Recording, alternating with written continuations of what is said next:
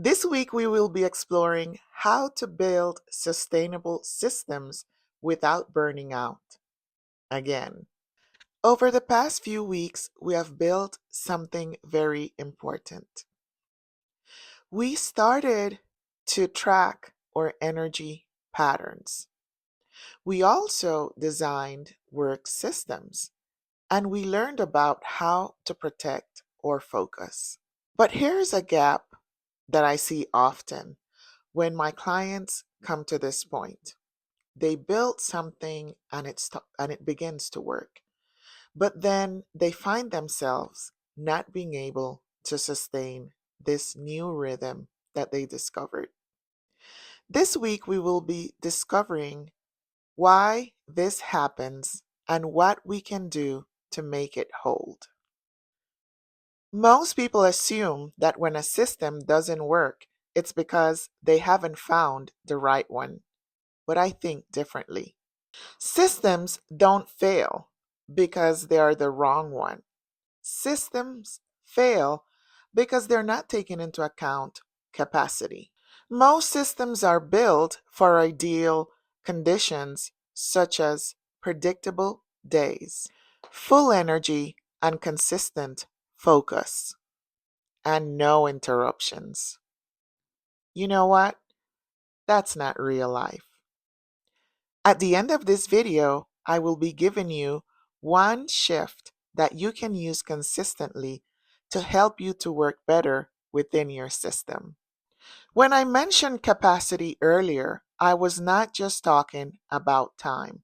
I was talking about cognitive load, emotional demand, sensory input, decision fatigue, and context switching. All of these things are happening at the same time. But for the neurodivergent professional, business owner, and creative, their brain is already working on high capacity and high attention.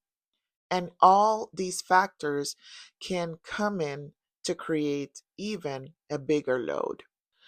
So when we are working with a system that is not taking into account all of this, over time, over time, the load becomes bigger and bigger and bigger, and it leads us to burnout.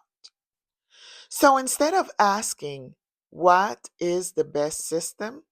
I want you to consider instead, what is it that you can begin to work with that is sustainable for you? This is what I called a capacity first approach. And this is the approach that we use in Neuro Forte strategies. Most of us plan our day at full capacity, but our brain needs a margin.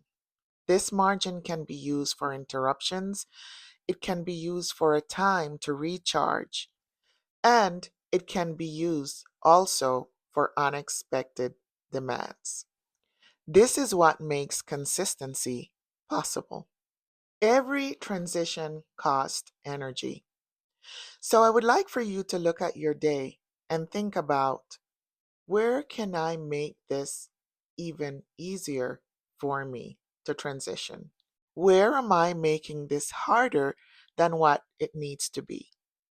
When we begin to consider these things, we need to anchor our systems in rhythms and not motivations. This is because our motivation can fluctuate, but our rhythm stabilizes us. When you discover your energy patterns, your rhythms should follow that track, not fight them. This week, don't rebuild everything. I just want you to test one shift. And I'm going to give you a couple examples.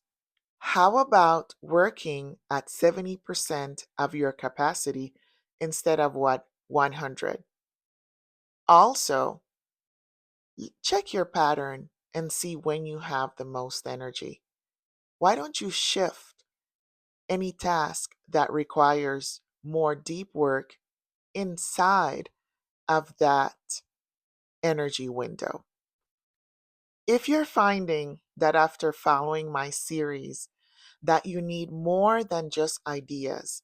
You need someone with whom to work with to do this deep work. This is what we do in Neuroforte Collective and also with my one-on-one coaching.